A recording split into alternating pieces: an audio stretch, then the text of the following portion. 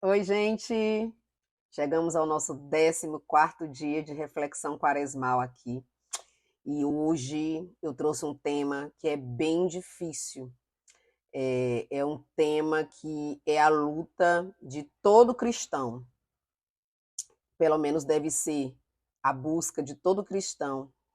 O tema de hoje eu quero falar sobre humildade. Sabe, existe uma ladainha chamada Ladainha da Humildade, que toda segunda-feira eu faço na esperança de que Deus se digne a me conceder um tantinho assim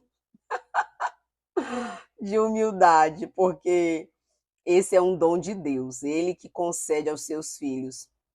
Ser humano luta, luta, luta, mas é muito difícil, né?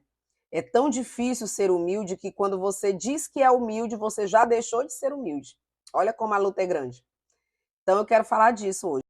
A palavra de Deus diz que Deus resiste ao soberbo e dá a sua graça aos humildes. Jesus diz: Aprendei de mim, que sou manso e humilde de coração. Como cristãos, nós somos ou devemos ser imitadores de Cristo. Devemos imitar as suas atitudes, seu jeito de ser, seu jeito de falar, seu jeito de se comportar, seu jeito de acolher, seu jeito de amar. Então, nós também precisamos aprender com Jesus a ser manso e humilde de coração, para que possamos receber a graça de Deus. Por que Deus resiste ao soberbo? Porque o soberbo ele se acha superior. O soberbo acha que ele é autossuficiente. O soberbo acha que ele não precisa de Deus, que ele pode confiar simplesmente na ciência. Então, o soberbo não quer saber de Deus. O humilde não. Há uma passagem na Bíblia em que dois homens estão no templo e um, por ser mestre da lei, conhecedor da lei, se acha muito superior a todos. E a sua oração é uma oração onde ele se exalta. E ele olha um cobrador de impostos que está lá no fundo e diz: Agradeço-te, ó Deus, porque eu não sou como aquele que faz isso, que faz aquilo, que faz assado. Eu sou melhor, eu sou superior. Eu rezo, eu louvo, eu adoro, eu vou à igreja, eu vou à missa, eu rezo o terço. Então, sabe? Sim, vai, desce demais, a soberba sobe. E com isso nós não conseguimos justificação. Enquanto, nessa mesma passagem, o outro lá, cobrador de imposto, eu acho que era cobrador de imposto, gente, vou procurar a referência certinha aqui para vocês, ficava batendo no peito e dizendo: Senhor, tem piedade de mim, porque sou pecador, não sou digno de vós. A palavra diz que aquele que estava lá no fundo voltou para casa justificado, porque Deus se compadeceu de sua humildade. Ele amou muito mais a Deus, reconhecendo que era pequeno, que dependia de Deus, que ele não era nada. Então, nós devemos, no nosso dia a dia, buscar essa humildade. A humildade de estar na dependência de Deus, de saber que precisamos de Deus, que sem Deus nós não somos capazes de nada. Jesus diz: sem mim nada podeis fazer. E, de fato, nada podemos fazer sem a graça de Deus. Por isso, precisamos estar sempre nos colocando na sua dependência e pedindo o seu auxílio, pedindo sua graça. Eu quero ler com vocês essa ladainha da humildade e comentar alguns pontos com ela, tá? Dela, aliás, comentar alguns pontos dela com vocês. Primeiro, ela diz assim, a ladainha diz assim: do desejo de ser estimado, livrai-me, Senhor. Do desejo de ser amado, do desejo de ser buscado, do desejo de ser louvado, do desejo de ser honrado, do desejo de ser preferido, do desejo de ser consultado, do desejo de ser aprovado, do desejo de ser adulado. Livrai-me, Senhor. Veja, queridos, essa é a primeira parte da ladainha, pedindo o livramento de Deus de todas essas coisas. Veja se de fato não é uma luta muito grande para cada um de nós renegar ou abrir mão de todas essas coisas. A nossa natureza humana, ela quer exatamente isso. Quer ser amado por todo mundo, elogiado por todo mundo, buscado por todo mundo, ter a sua opinião respeitada, ser consultado, ser adulado. E por que que nós queremos tudo isso? Por conta do nosso ego, porque nós queremos estar no centro, porque nós queremos ser importantes, porque nós queremos estar no primeiro lugar, ocupar os primeiros lugares nos ambientes aonde nós chegamos. E com um coração assim, nós não conseguiremos ser humildes. Porque o humilde, ele tem que desejar ser desprezado pelo mundo. Porque o humilde tem o seu coração no céu, tem o seu lugar no céu. Olha a segunda parte. Do temor de ser humilhado, livrai-me, Senhor. Nós não temos medo de passar por humilhações?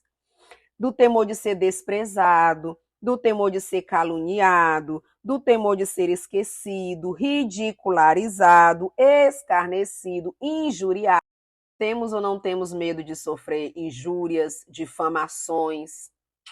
Temos, né? Por que que nós temos? Porque temos muito amor a nós mesmos. Nós somos muito apegados à nossa imagem. E eu digo isso, gente, me colocando bem no centro. Como eu falei no começo do vídeo, é a minha luta. Porque eu sou como vocês. Agora, eu não desisto de lutar. Eu vou morrer tentando. Eu posso não conseguir, mas eu vou morrer tentando. E o Senhor quer nos achar tentando. E a nossa luta é sai da frente. A nossa luta é sair do meio, beira do meio, entendeu? É largar a mão de querer ter o primeiro lugar, de querer ser importante e aceitar, por amor a Cristo, como imitadores de Cristo, todos os dissabores que muitas vezes. Então, os dissabores, né, que a vida nos traz, e são muitos, e nós devemos aceitá-los por amor a Cristo. Santa Teresinha nos ensina muito sobre humildade. E eu sou devota de Santa Teresinha, aprendi a amar Santa Teresinha.